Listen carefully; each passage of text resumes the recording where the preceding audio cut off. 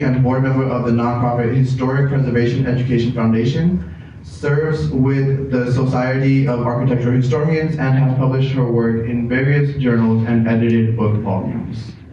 And then our second speaker of the panel is Anusha Khansaheb, who is currently the communications intern at World Monuments Fund. She recently graduated from the University of Pennsylvania Weitzman School of Design, where she received a Master of Science in Historic Preservation with a concentration in preservation planning. Prior to that, she received her Bachelor of Architecture and Bachelor of Arts in History from North Carolina State University. Her interest lies in preservation planning and policy, world heritage, and community-based preservation, specifically for sites of spiritual and religious significance. And our final panelist of the day will be Humayra, who is a PhD student at the Department of Architecture at Texas A&M University. She completed a Master of Science in Architecture from Texas A&M University with a certificate in Historic Preservation. She also got her undergraduate degree in Architecture from Chittagong University of Engineering and Technology in Bangladesh. Her research interest is focused on South Asian American religious architecture, specifically the Islamic religious architecture within the US diaspora. And with that, I'll hand it over to our first panelist, Priya, Jain. Hello everyone, I hope you can hear me well. Okay, that's great, I see some nods. So I'm going to go ahead and share my screen, and we take it from there.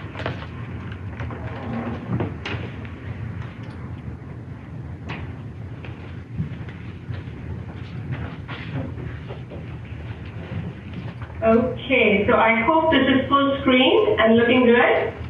And okay, let's proceed. Well, thank you everyone for being here, and my apologies for not being able to be there in person. I unfortunately had a last-minute medical emergency at home, but I wanted to acknowledge the folks at APIAHiP because they have been so wonderful in doing this at the last minute and accommodating, this virtual presentation. I also wanted to thank my fellow panelists, Anusha and Humayra, who have also been great in helping, do this in this hybrid format. So thank you. I think I'll just start off by saying that, we are going to do this as Tejpaul said. So the three of us. I'm going to start off, and I will give a bit of a broader overview, framing of religious South Asian American architecture in the U.S. Talk about some of the identity struggles within this categorization, and also talk a little bit about the history of South Asian American presence as it relates to religious architecture. I know some of you attended the panel perhaps yesterday on South Asian history in the Pacific Northwest. And it has been so exciting, to see all the research that is emanating on the West Coast.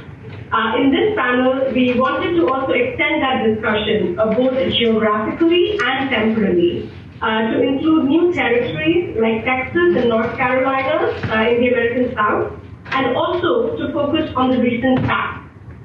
South Asian Americans specifically, they're typically considered as new immigrants. And while this image is rightly debunked by the scholarship on Punjabis on the West Coast, and even by scholars like Tejpaul, who have done some work on Bengali seamen in the New York and the New Orleans area, amongst other places, it is still a fact that the majority of South Asian American immigrants arrived after the Immigration and Nationality Act of 1965, and in that sense, their architecture and built presence is barely 50 years old. So today, South Asian Americans, they have a sizable presence in the U.S. They comprise 1/3 of the total Asian American population, and Asian Indians recently became the largest Asian alone population group in the United States, surpassing Chinese Americans. Yet, there is not a single building that relates to South Asian American heritage that has been nationally designated. So after, I talk a little bit about the identity and the histories, I will talk briefly about which buildings, have been designated. Why is it that, there are such few buildings that have been designated at the national level? But we'll also look at the ones that have been designated, talk about at what level were they designated, who were they designated by, and what opportunities and gaps does this reveal.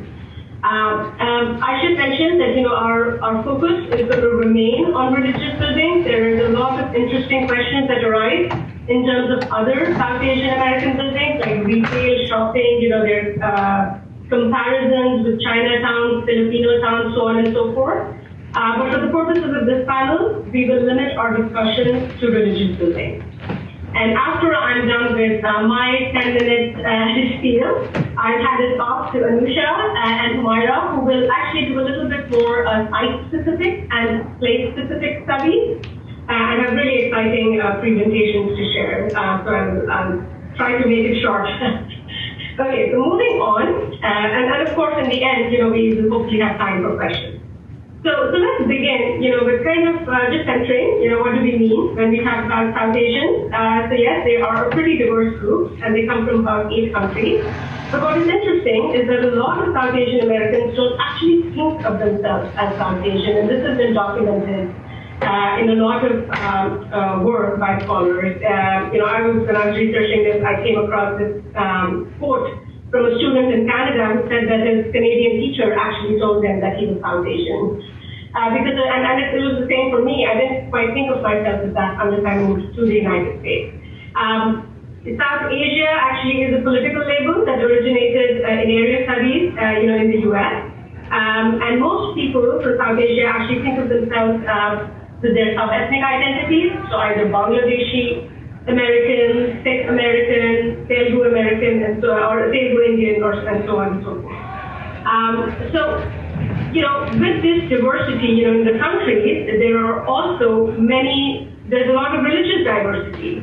There is diversity along language and caste and class, and all of this makes this banner of South Asian American identity and heritage a little bit contested. And I wanted to start off by centering that and kind of stating that.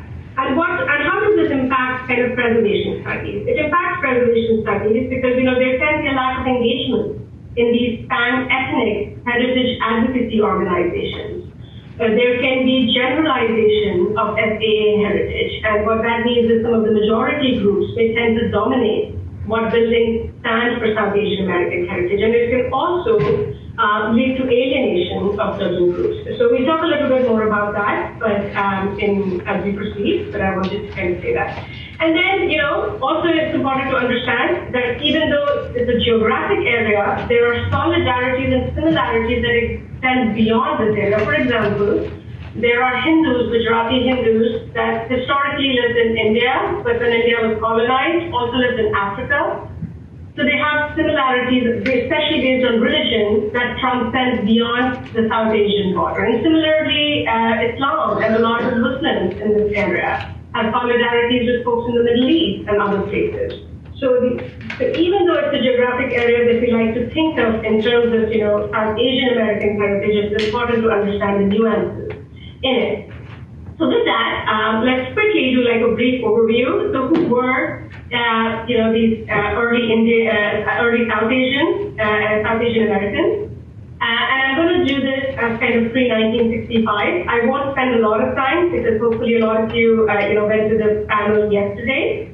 But the Sikhs are the most well-known group. They originate from the Punjab region of South Asia, India, and Pakistan. And started coming to the U.S., in late 19th, early 20th century. And they built a lot of religious buildings. As I'll talk about the religious buildings, but those were actually some of the more prominent structures that they initially built. They're called Gurdwaras. And the first one being Stockton, 1915-29, but then also El Centro. And the two in the green box are actually later buildings. So they were built after 1965, but I've included them because they have a lot of similarities in terms of built by the same group, that had existed in this area, and as their numbers and prominence grew, they kind of developed these buildings. So we'll talk about these a little bit more. But I wanted to, since I'm an architect and our discussion is a little bit, architectural and architectural preservation, I wanted you to notice the buildings a little bit as well. The first Stockton building that you see, the image on the left, it was actually a craftsman-style wood building. Doesn't quite really look like a Gurdwara in the Indian or South Asian sense. The next building, it's a Gurdwara, actually has a lot of Islamic references. and not necessarily Sikh references, but it was a very kind of mixed area, so that made sense, and there were Muslims too that I'll talk about in a bit. The building, the El Centro building, was actually a repurposed Buddhist temple. It built in the Spanish colonial style, so again, the architecture is really kind of varied. And the last two buildings, actually, the US city was a more purpose-built building in 1969.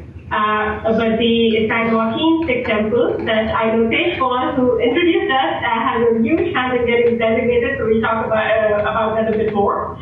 Was also a repurposed building. So it had existed as a church, as businesses, from what I understand, reading about it.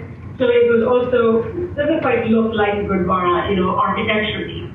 But, who were in addition to the Sikhs though, who have been talked about a lot, they were also Muslims. And initially, even though some of them did, Hindus and Muslims, kind of congregated as a Gurdwara, they also built their own buildings. And this is the Sacramento Mosque in California, one of the earliest ones, built 1947. Built by the Pakistani American community.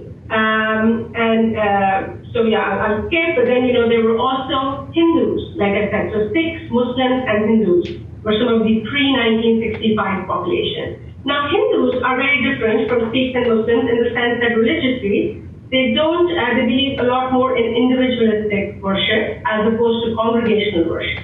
So they immediately did not build a lot of temples.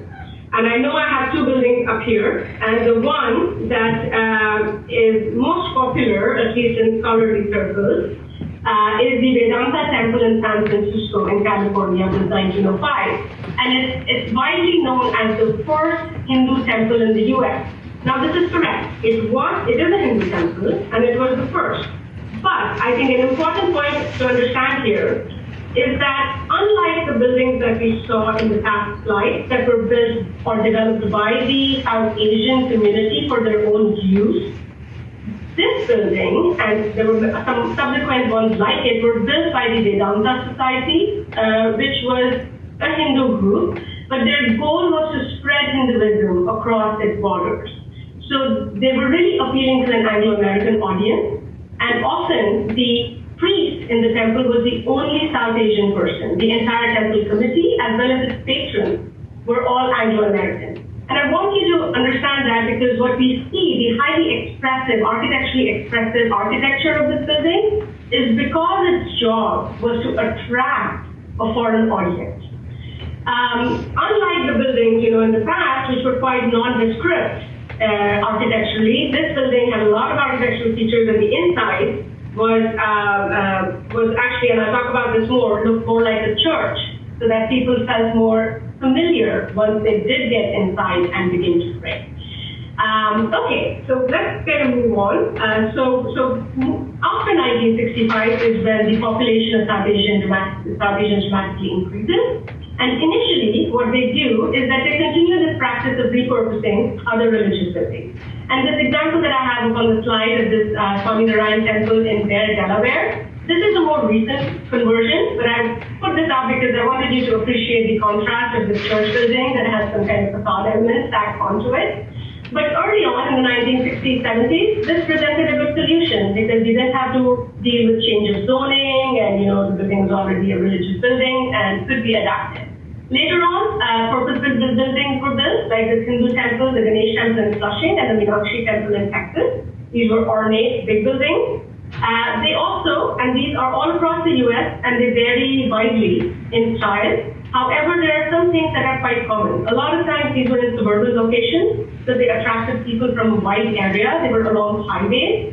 They were also in kind of these big lots with huge parking and multiple buildings. They incorporated elements of like churches in terms of having Sunday schools, like buildings, canteens, cafeterias, things that typically don't exist in temples or religious buildings in the subcontinent. So yeah, just to kind of accept that. I should also mention that part of it in the early years, 1970s, 80s, and even today, is necessitated by some xenophobia and fear from the surrounding suburban communities in these countryside locations of noise and traffic. So they put up like these huge boundary walls and are quite insular So this has been both, this has happened both because of the context and the environment right around them. Okay, but not all buildings look ornate and like that. The vast majority are actually quite simple looking and modest. And architecturally, these present a challenge because how do you kind of recognize and designate them as significant? And I have some examples that these are all from Houston of various temples. And once you get inside the buildings, though, right, you see a lot more cultural expression. From the outside, they are quite banal and understated. Okay, and now let's quickly move to understanding what has been designated in the United States till now. Like I said, no South Asian resource been designated at the national level. However, there have been 3 formal designations. That means they have either been designated at the state or the local level. All 3 happen to be religious buildings, so that's kind of relevant to our discussion. All 3 also happen to be gurdwaras pertaining to the Sikh faith, and all 3 are also in California. So this tells us that there's a lot of work that has happened in kind of a particular area, but that needs to spread, and it needs to spread across the country and across other religions and geographies and time periods.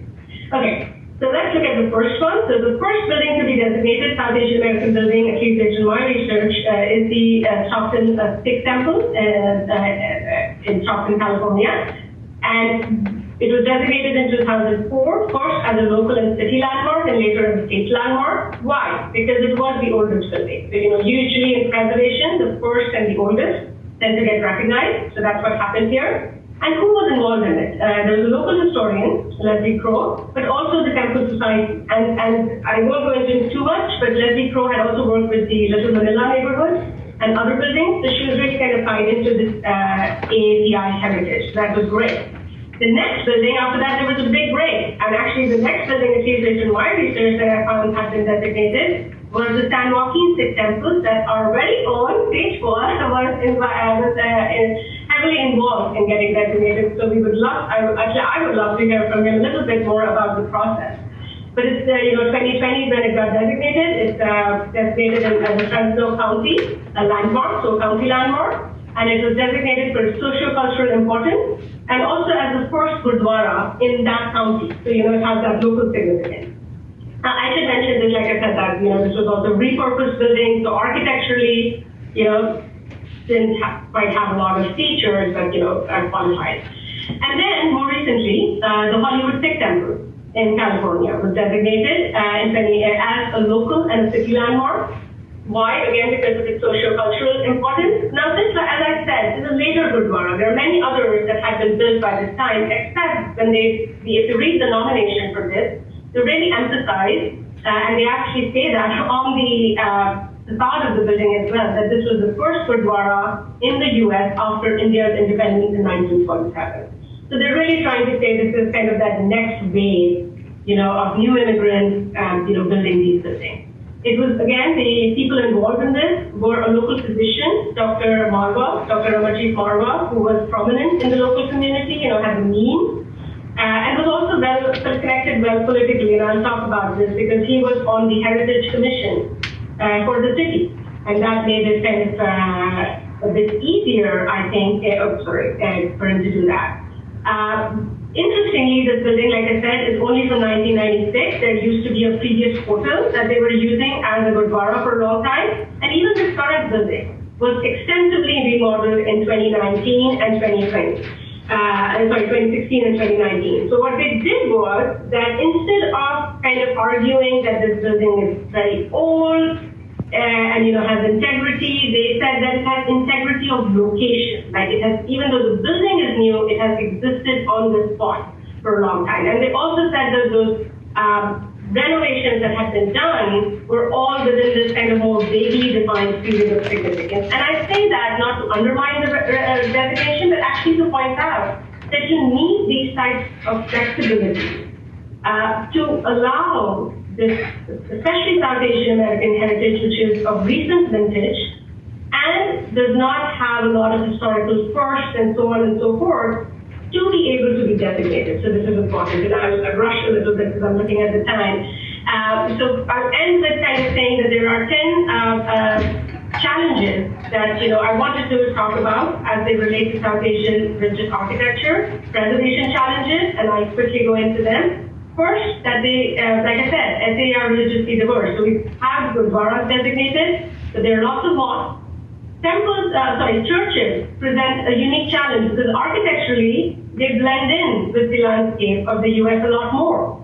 So there are lots of Christians in India, and they have built churches. So they look like, regular churches on the outside, but when you go in, of course, they are very ethnically different. There are Buddhists, Sri Lankan Buddhists, they have those buildings, and recently, the Parsis, which are a minority, religious minority in India, they built their first 5 temples in Houston. Second challenge, the South Asian Americans are nationally dispersed. So unlike, the California centric or even the East Coast centric, South Asians are spread across the country. In 25 states, they are the largest Asian American group. So that has a bearing on how we kind of recognize their heritage. The misunderstanding and misrepresentation. Old and visually iconic is not always accurate. And I again bring the example of Vedanta Temple because this is the only building that exists documented in the Library of Congress. And when the 2017 National Historic Landmark Team Study was done on API resources, that I'm sure many people are here aware of, this was the only other building other than the Stockton Gurdwara that was recommended for putting on the National Historic Landmark list.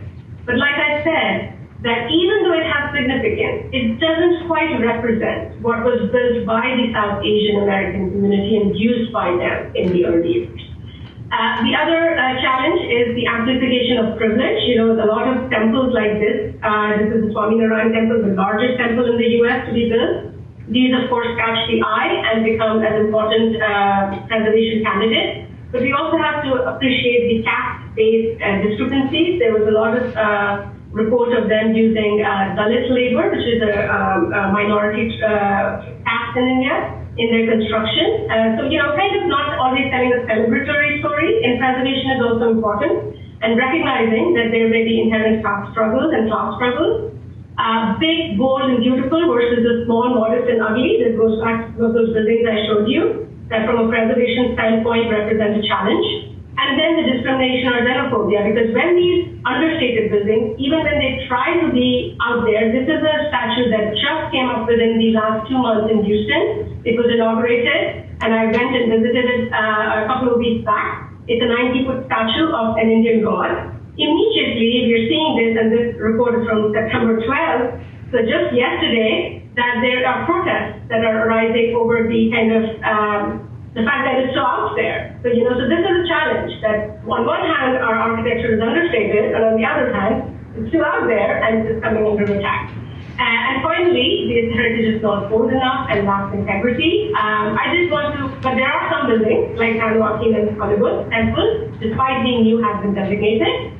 And I'm rushing a little bit now, but and then the other challenge is the fear and the apathy in the SA community that preservation is preaching. And this was a Gurdwara that I found in California, for which a draft nomination was prepared. However, they have still not submitted the final because there's some concerns over whether the designation will disallow them from making changes. And finally, we need local historians. Tejpaul, I pointed it out, but there are others, especially in California, that have been instrumental, but also in other places like Houston, the community historians have been instrumental in documenting the history of these places. And I'll end with this slide saying that finally, buildings are not everything, because South Asians especially have also utilized, much like other Asian American groups, have also utilized parades, ephemeral ways of expressing their tradition, using school cafeterias for their functions, or a stadium for their Diwali celebration that defy, the place-based expression of culture. So thank you with that, and I'll pass it on next to Anusha.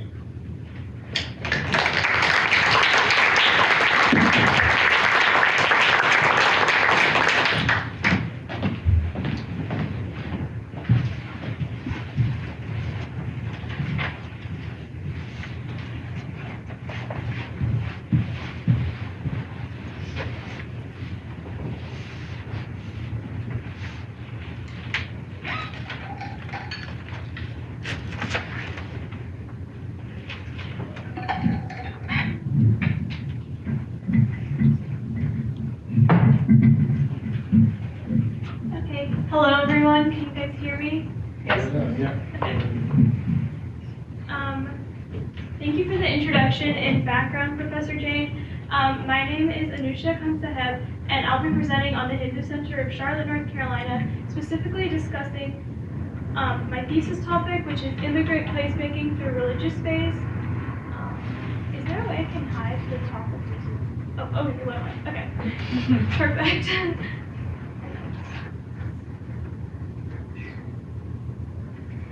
So I was born and raised in Charlotte, North Carolina. So I've been going to this Hindu temple my whole life. So this was kind of a very personal research topic for me. And I felt like I got to do a lot of really cool stuff with this temple.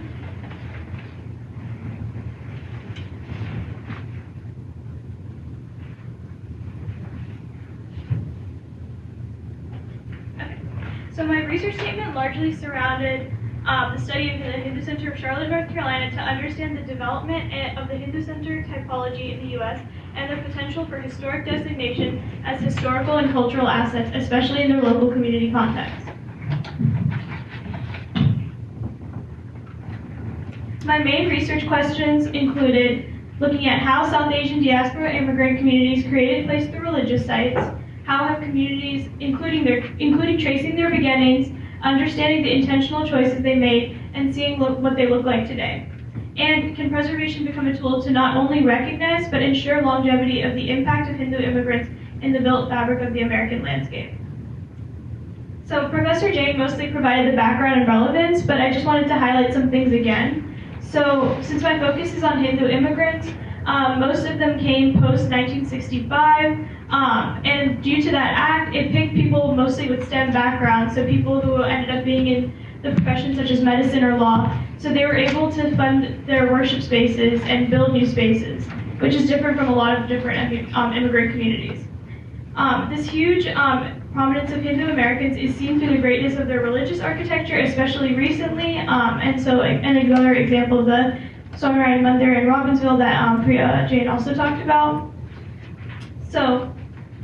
But what sets these American Hindu temples apart from those that are in India is they're used as a third space. They're not just places of worship, but are community and cultural spaces. In India, temples are usually sect-specific, but this temple flattens its traditional distinctions to represent people who speak hundreds of languages, have diverse ethnic backgrounds, and have incredibly different religious practices. Additionally, Hinduism, like Professor Jain said, is non-congregational. So most people have these altars and celebrations in their homes. So again, it emphasizes the importance of these temples as a community space rather than just a religious space. So why did I choose Charlotte? Of course, I grew up there, but since the Hindu Center of Charlotte was built in 1981, the population of Charlotte has grown from 400 South Asian families to now almost 40,000 people. 7 temples have been following this pattern of being adjacent to the zip codes with the highest population, and these were built in just the last 10 years. So there's been a great influx, but the Hindu Center still largely remains the center for all Hindus in this area, and so that's why I decided to focus on it. And you can see it's located right here. So to understand the complexity and importance of the space, I used architectural, observational, and ethnographic study methods to understand the Hindu Center. To understand the Hindu Center of Charlotte and provide the community with a sense of agency amongst its American context. So just some historical context for the temple. It's located in Charlotte, North Carolina. This is North Carolina, and then it's kind of located in a southeast area in a residential neighborhood along this residential corridor right here. So Charlotte developed much later than many of the big industrial cities like Houston, mostly because they didn't have as much industry and stuff. So many of the first Hindu immigrants didn't arrive until like almost the 1970s and mid-1970s. And when they started coming, there were only about 400 South Asian families, which were a mix of Sikh, Hindu, Muslim, and Jain. So eventually they wanted their own place to practice their religion and gather their community. So by 1981, they found a good deal on a piece of land and fundraised money from their community and from all over the world through a democratic process. They voted and purchased this land and decided which deities to include. something that is very much American, whereas in India, most temples are usually reserved for one deity. So in the next few years, the population grew gradually, and the turning point came with the second part of the 1965 Act, which allowed for the sponsorship of family members to come study or work. So this really grew the population in Charlotte quickly. So it was apparent that the space needed, especially for community functions. So in 1985, they broke ground on building an auditorium, which included a stage, a kitchen, and a bunch of meeting rooms. So, with the internet boom and the merger of many large banks, if you guys know, Charlotte has like the head of Bank of America and some other organizations. The job market increased and the population rose exponentially in these years. So just between 2000 and 2006, the population grew 83% in North Carolina. And so they just continued to plan further. So by 2004, they realized they needed to create a new plan to expand and accommodate all of these new Hindu immigrants and their families. So they bought more land, they converted an old church on the site and some residential properties, and they created a master plan that would demolish the original temple and build a whole new temple complex like the one seen on the right, like how it looks in India. They also shifted from the more traditional vernacular style on the left, which has like a few visible elements like the arched doorways and stuff, to this extremely traditional temple on the right. And you'll see this trend pick up in a lot of Hindu temples all over the US, and like this kind of shift as like the community gains confidence in themselves to build these larger structures. So today, for some reason, the city of Charlotte did not allow them to demolish the original temple, which is like to our benefit. So it's like somehow, no, we don't know exactly, it didn't have to do with preservation, but they have decided to keep the original temple and build the new temple in between the auditorium and the original temple. So you'll see it right here. And now this is what the facade looks like right now. It's still under construction, but as you can see, they've covered the original temple in this pink sandstone and connected it to the existing auditorium. And they've bought a lot more land and kind of consolidated the whole area. So the Hindu Center of Charlotte today. So in this elevation, you can kind of see the auditorium in the back, the new temple, which is still under construction, and then you can see the original temple right here. In plan, again, you can see how they kind of inserted this temple, which Hindu temples usually face east-west, so they centered it right in the middle and created this portico that connects all three of the spaces. So zooming into this area, which I call kind of the temple complex, which makes up the original temple, the new temple, and the auditorium. The new temple follows Indian or Hindu religious architecture styles with this processional walkway, this mandapa ending in the garbhagriha, which is like considered the cave where all the deities will be located. This new temple will have 20 to 25 deities compared to the Hindu temples in India, which are usually only devoted to one. And all of these spaces come together in this new design. So this is just the front elevation. The back elevation, you can see the giant shikar that is coming up from the backside. And it's the community auditorium, and just like some detailed symbolism.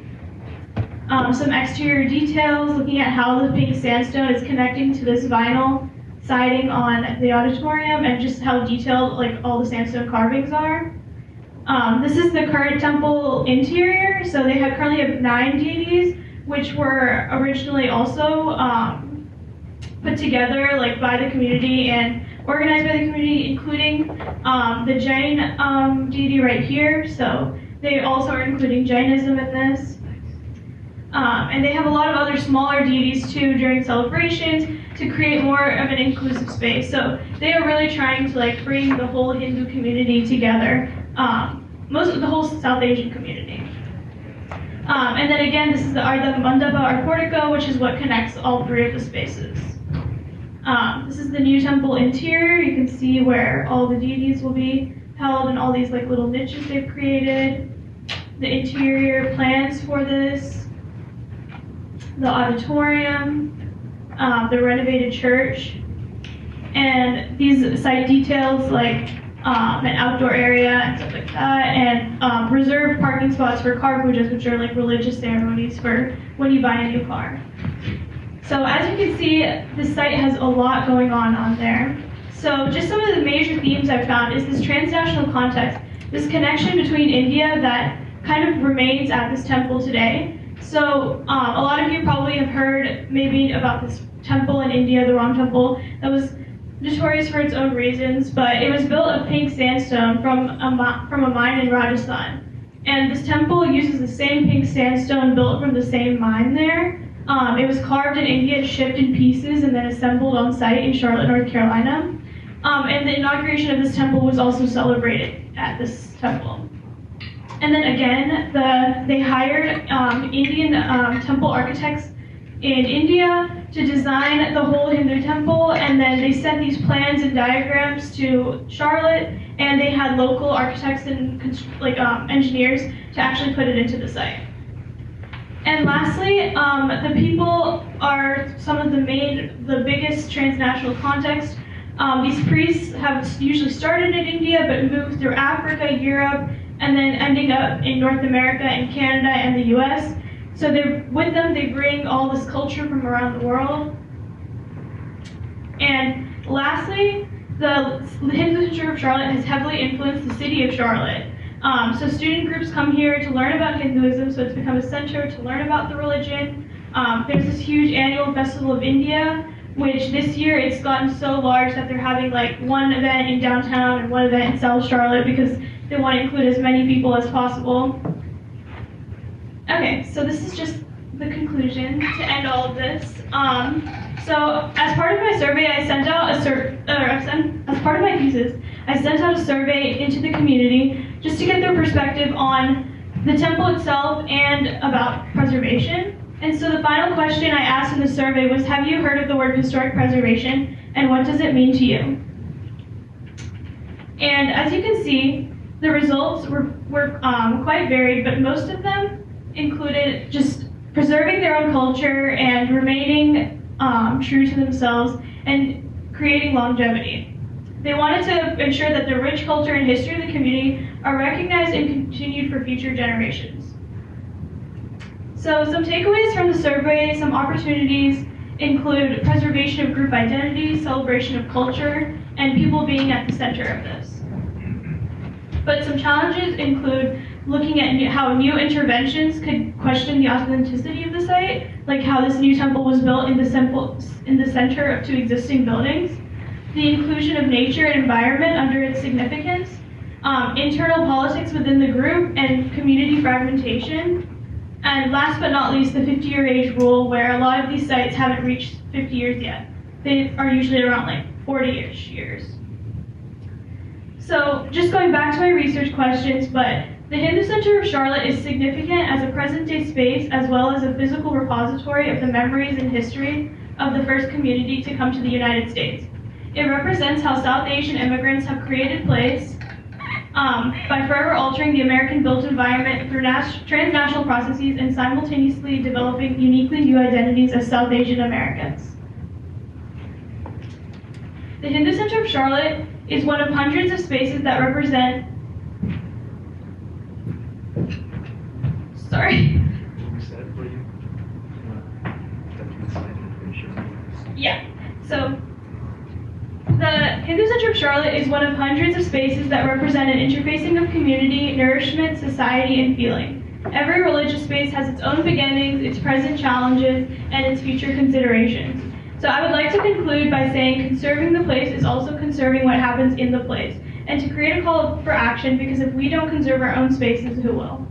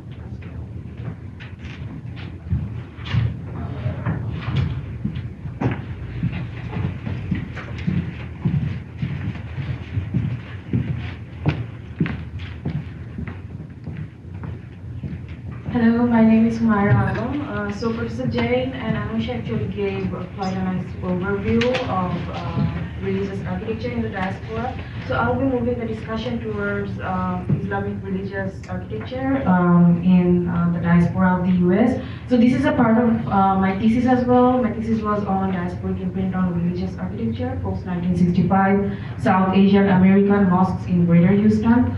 So Greater Houston is a place where, as you already know about it from the previous presentations, that South Asians settled down due to job opportunities, family ties, and also for higher education. And Muslims were a large number of that population as well. So Muslims in Greater Houston from South Asia, they actually came there, settled down, and built a lot of religious architecture like Islamic centers and mosques all over Greater Houston. So in Islam, there are multiple sects like Sunni, Shia, Ahmadiyya. So there are like they eventually build, those sects eventually build mosques and Islamic centers for themselves. You can see some examples over here, like the Al-Salam Mosque by the Sunni community, the Baitul Sami Mosque by the Ahmadiyya, or maybe like the Masjid al-Muhammadi by the Shia community.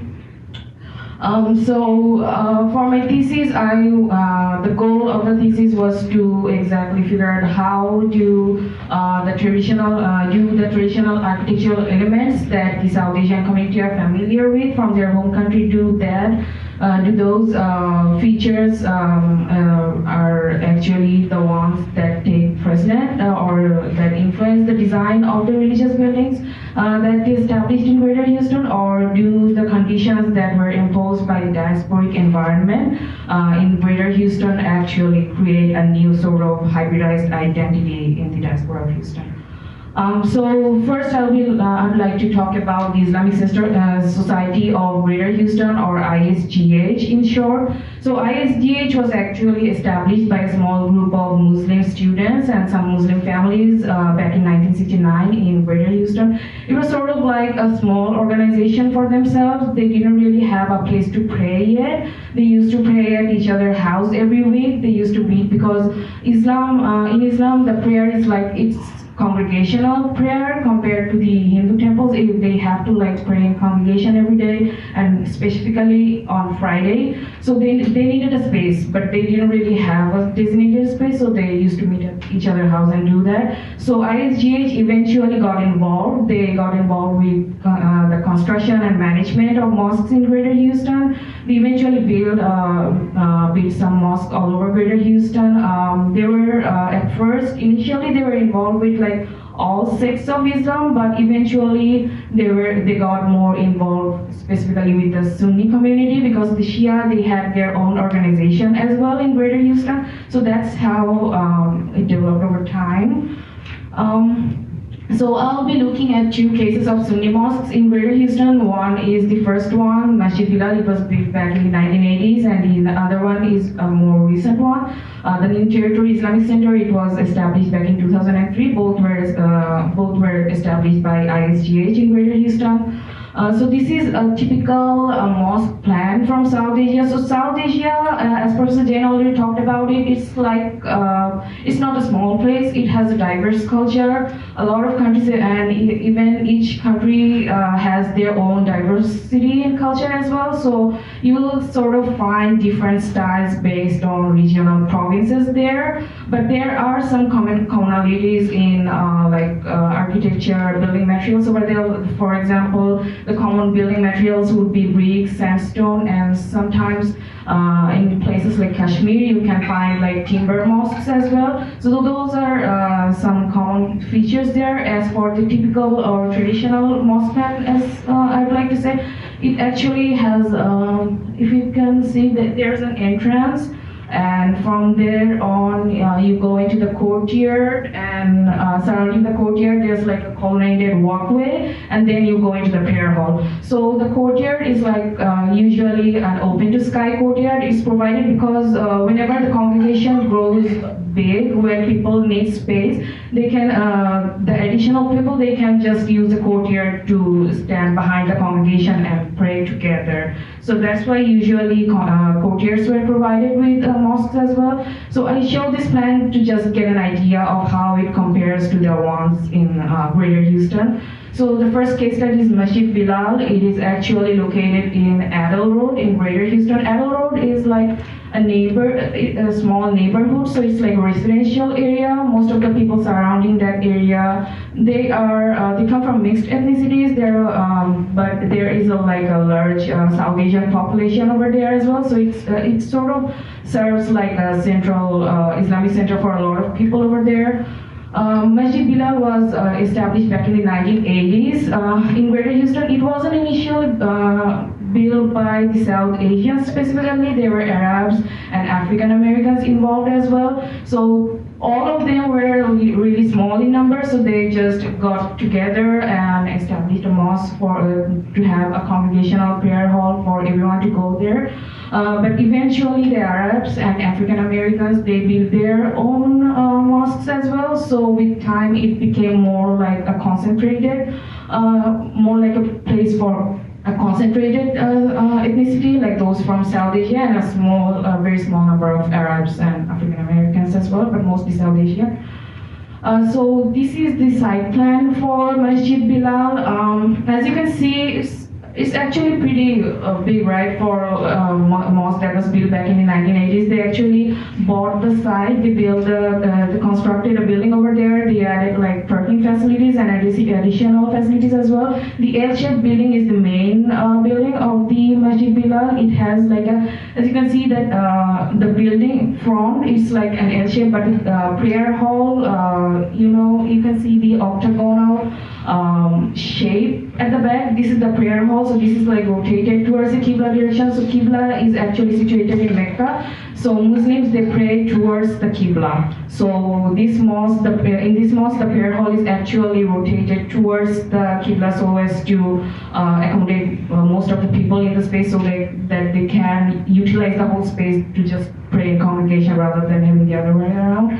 So you can see elevation in the bottom. So it's like it has like a brick facades to it. So they try to bring in some similarities from South Asia. Like in South Asia, the traditional mosques from the Mughal period, you'll see that most of those were actually built with red bricks. So there's a similarity over there. So for functional purposes, Masjid Bilal. So I'd like to state something here. So in South Asia, the mosques don't have really a lot of functions other than the prayer hall, because there is a large population of Muslims over there. So they have the community halls, they can have the Islamic schools and everything. So they don't really need to put all those together in one place. But in Greater Houston, it's not the same thing. So that's why they included like other functions like Islamic school, multi-purpose halls, gymnasiums, and other functions as well. And also in South Asia, women don't really have, they don't usually have a separate prayer space, because most of the women don't really go to mosques. But in Greater Houston, it's kind of different, because they have multiple ethnicities of people coming over, and in some ethnicity, women do go to mosques, so they try to like accommodate everyone over there. So they included a small women's prayer space upstairs as well. So this is for architectural details, they don't really have a dome, but they try to include like a false dome, an octagonal false dome on top. So you see these small details, like they're trying to include architectural elements, but they haven't really done so explicitly.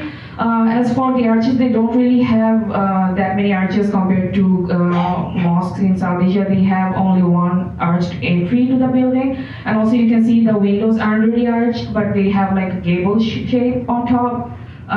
The same goes for the inside of the prayer hall. This is the men's prayer hall, and you can see the mihrab here. The mihrab is actually the place where the imam who leads the congregational prayer stands and just leads the prayer. That's the place for him to stand. So you can see that there is now arch over here as well. These are all the triangular shaped openings as well.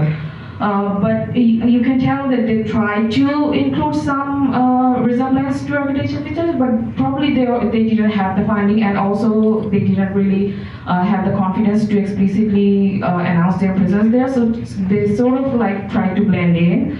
But new Territory Islamic Center, it was established back in 2003, and it's located in New Territory, which is like a sort of a recent neighborhood. This is the outlook of the building. So this was, I chose this because this is a good example of a repurposed building. It was actually a warehouse. They kept the original building, but they added two facades to it. One is visible from the access road, and the other one is actually the main entrance to the complex. So this is the plan of the building and the site. You can see the site is pretty big. They have future plans for it, so you will see a large portion of the site is actually empty right now. As for the main prayer hall, it's like a square box, but compared to the previous one, it's not really rotated towards the Qibla because they kept the initial building, and they can't really rotate it anyway. So what they did that they rotated the interior space, so you can't really see it from the side plan. You can see from the front elevation at the bottom, and also this elevation that they tried to sort of explicitly announce that this is a mosque. You can actually recognize that it may be Islamic architecture from the road. You can see this facade from the access road, and you can see this facade when you enter the prayer hall. So they tried to include those architectural elements that represent Islamic architecture in there, even though it was a repurposed building. So this is like the dome over the lobby, and you can see two cupolas beside it. This is the main entranceway, and you can also see the entrance, the smaller entrance is for the women's prayer hall, so they have a separate women's prayer hall there as well. You can see the separation here. As for, it's called an Islamic Center, it actually includes a lot of functions like the previous mosque, like the prayer hall, Islamic school, multipurpose hall, etc. These are two images. The first one, the left one, is the mihrab and the mimbar. You can see that it's compared to the 1980s, 2 decades later, it's actually got the details of the geometric patterns for the ceilings. And same goes for the right image. It's actually women's prayer area. They included like a glass partition between the prayer halls, but they also included the geometric patterns on the ceiling of the women's prayer hall as well. So it's like they're trying to include the architectural elements more explicitly than before. So if we look into the NRHP listed mosques in the US, so there are only 4 mosques that have been listed so far, and 2 of those are shrines, which are actually not prayer spaces, and the other 2 mosques are not actually South Asian mosques either. So they were chosen or listed because of the architecture or religion or social history or other ethnic purposes. So the 2 mosques, neither of those were actually listed for the architectural purposes. So you can see here the 2 shrines which actually have architectural elements, but those are not really mosques. And the 2 mosques don't have architectural elements, but they do have social history. So the challenges on opportunities of South Asian American mosques is the immigrant communities are not really directly involved with preservation agencies. They are more newer community. The buildings don't really have age of 50 years yet. They have diversity in culture as well. That can be a challenge sometimes. And they have got like a hybridized architectural style and multiple provisions of functions and visualization of ethnic identity, of course. So these could be some of the challenges and opportunities. So I would like to end with some questions that I have been asking myself for my research as well. How does mosque architecture reflect the transnational identities of diasporic communities? How does mosque architecture help establish like cultural identity in a diasporic environment? So how are the architectural characteristics molded, and how are they adapted to the needs and challenges of the diaspora? And what are the social, cultural, and architectural impacts that these choices can have on the broader diaspora? Thank you.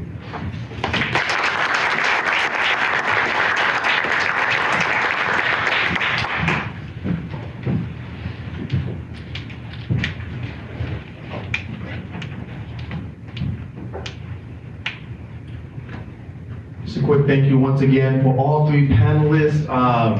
It was a little bit of a trip for me to sit in the audience and listen to someone else talk about my work. But I just want to open up for Q&A discussion. Any questions for all 3 panelists that you guys may have had?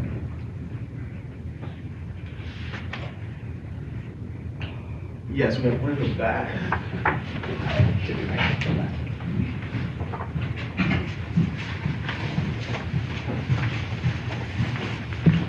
Priya, this is for you. I just wanted to say, just make a comment here. It's not really a question. That I'm kind of a little surprised that there is the protest of a 90-foot deity statue outside the Hindu temple, when in Sagebond Church in Houston is the largest cross of all time, a 170-foot structure.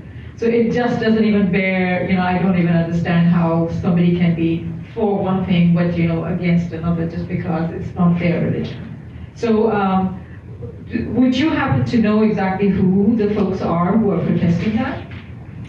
Yeah, I mean, this is kind of like a fringe, if I may say that, a fringe church group that is doing this in a suburb of Houston called Sugarland, which is actually very ethnically diverse. It has the largest Asian American population, and they did like a camp out at that statue. They were circling it, and they were chanting this, saying that there's only one God. So it was definitely based on religion. They plan to do this at a lot of other religious complexes over Sugarland, so that was a little bit concerning. And the temple building there that I showed pictures of and I visited a while back have decided to hire security and limit attendance and all of that a little bit, as they're a bit scared right now. This has just happened. Like I said, that news report is from yesterday, and this the statue just opened. So that's a little bit of the context behind it. Having said that, I kind of skipped it, but I did have a slide there of another town close by to Houston called Galveston, which is a port town, and many people know. And their historical foundation actually has included a mosque from 2002 for the very first time in their Sacred Places tour. So I think I don't want to, kind of point to that one example as saying that, everything's kind of bad out there. I think there are places where people are very inclusive and kind of including these buildings within the history and heritage of the area. But yes, there are also examples like the one with the statues, which are surprising in this day and age. Yeah. Thank you. We have time for one more question. Maybe two. Hi, thanks all for your presentations. I was curious what you all thought about how the preservation field could support and act and intervene in these spaces and architecture. A good amount of the space that you all talked about were relatively recent and seem to be kind of thriving in some senses. And so maybe traditional preservation might say, oh, it's not a threat, that's not our concern. But what do you all think, whether in terms of material conservation, public history initiatives, preservation planning, things like that? I can start answering that question, but I think that's like kind of the main question I've been asking myself as like I've been writing this thesis. But I think a lot of it just starts with like documentation and having the temple itself, or having any like immigrant religious space itself, like making sure they keep their documents, keep old photos, like start to like collect all these things that kind of make up their community. Like even also just like kind of explaining what preservation is, because I think like specifically my temple, like I think they still think that this was just like a school project, but like it's a lot of research, and a lot of the stuff is like publicly online, like newspaper clippings, deed records and stuff like that. So I think it's a lot of just like letting them know that this is even a thing that's possible, so that, and preparing them so that in the future, like if they are ever feel like they're under threat or like feel like preservation is an option for them, that they're ready and prepared, and it's not like something just brand new. And also encouraging South Asian people to enter fields of like history, anthropology, stuff like that to then like help, because only the people like themselves can like understand like just how important the space is to the community. Okay, I would like to add something as well. I actually agree with Anusha. So when I was doing my thesis, I couldn't really find much information on, like, there are over 100 mosques. I couldn't find any information on any of the Sunni mosques in detail from anywhere. I think I contacted everyone possible in Greater Houston, and also those the people who are actually involved with the mosques. They don't really have the construction documents or the plans or like anything pertaining to the history of the mosque. So it's like it's a two-way system. It's not always that the preservation agencies are going to intervene. It's also the community, they have to get involved as well for their buildings to be preserved, or for them to convey, hey, we have this culture, maybe say let's get together and talk about it, and can we do something about preserving it. So it has to be a two-way system, I believe. Yeah. Thank you. I may quickly add, I don't know if folks can hear me, but to me, the role of the public historians and community members is really important, because in the 3 buildings that I've presented that have successfully been formally designated in the US, it was really these people that were instrumental from the local community that were able to bridge the gap between the community and also understood preservation processes. But yes, and not a lot of people from the South Asian community are active in the field of history, preservation studies, so on and so forth.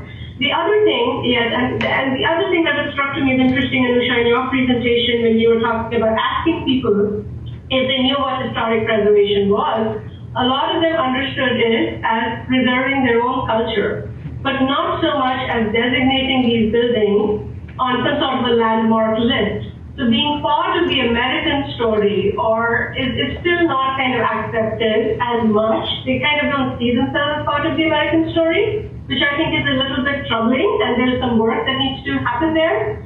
I lived in Boston for a decade before moving to Texas, and just the whole kind of the Freedom Trail and the cradle of American history. It was really, and I can totally understand, because that's all what we think of, right? When we think of the iconic American places. However, I also worked in a town near Boston called Lowell, which is known for its textile manufacturing history. There's a national park there. However, recently they had an influx of Cambodian refugees in the 1980s, and what they've done now is a lot of programming. There's a big music festival that happens for Cambodian music, other music that brings people to the city, because the demographics have completely changed. Even though that old Irish-American, Italian-American textile history is important as the genesis and origin story of the town itself has moved on. So I think that too is important, that yes, we need to understand that layering of history and to add that to the American story and the preservation story where we can.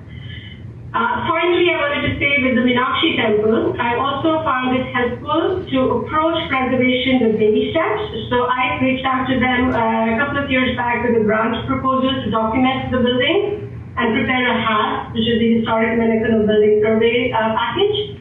So we could get it submitted. And again, this has just a documentation project. There's nothing that's going to be designated. And they were open to this idea. And I didn't have to have the full kind of conversation about that you want to go on the National Register and what that might mean and so on and so forth. Thank you, and thank you all. I just want to quickly interject because I really like the question and I like everyone's answer. And something that Priya said about the 3 that were designated, if we look at traditional preservation, 2 of those wouldn't have been designated as well. So the Fresno one, the San Joaquin Sikh Temple, and then even the Vermont Gurdwara Hollywood Sikh Temple, they would have been designated if we look at traditional preservation. And again, how do we define preservation? Right, when her slides showed how the community defined preservation, the community sees preservation in different light. We see preservation in different light. The institutions see preservation in different light. So why are we trying to mold a community when they view preservation differently into the standards of these institutions? Why not have the institutions come out and do more engagement with these communities? Why not, again, the 50-year rule, right? Sometimes buildings may not be as old as the communities that are in those buildings. That's what happened with those 2 Gurdwara Sikh temples in California. Again, the buildings were much newer, but the communities itself, the congregation itself was much older. So again, the sociocultural history of the building, is it about the building itself or the people? So Sorry, I just want to add that real quick, because again, traditional preservation for the San Joaquin Sikh Temple, the community didn't have any paperwork, any documentation. My experience on that one is, I talked about it at several preservation conferences. I was told by local historians that go do archival research. I spent a whole year doing archival research, found nothing. Absolutely nothing about the community, because who has the privilege to document history? It's not the working class communities. So again, if those communities aren't documenting their own histories, they won't be in the newspapers, or they'll be somewhere hidden in a column on the 35th page. I brought forward 7 community members who were founding members of these congregations, gave and conducted oral histories. The board for Fresno County, we don't accept oral histories as real sources. That's the practice. So then they asked me, if you need help to conduct research, because again, it probably was my fault because I couldn't find the research. If you need help, again, to local white historians, we'll help you. Maybe it's my fault. And I'm like, okay, sure. They spent a few months. They couldn't find anything. So then they accepted, okay, we'll accept these individuals, these few individuals who are alive and well, who are elders in the community, who have been around in the community for 50, 60 years as solid resources and solid sources, should I say. And then that's how we designated the Fresno Sikh Temple as a county landmark. So sometimes traditional preservation just does not work. Is it time for us to revisit what that means? Or is it time for us to look at these communities, why aren't you guys doing more work? I think that's just a question for everyone in this room as well, just to contemplate. And yeah, I just wanted to end with that. I don't know if anyone else on the panel has final thoughts, but that is. I just had really quickly something to say. Just like going off of what you were saying, like coming from the East Coast, like just seeing how preservation is on the West Coast is just so completely different. Like even Seattle compared to California. And for example, like for the temple that I studied, like luckily the culture around, like they were very inclusive and they were curious about Hinduism, even though it was the South, which could have easily become really racist. And so that's why there's so many newspaper articles and so many things published from their own curiosity. But this is like not the case for most places. Sorry, but thank you for coming. Thank you all once again, and that is all the time that we have. Could we have one final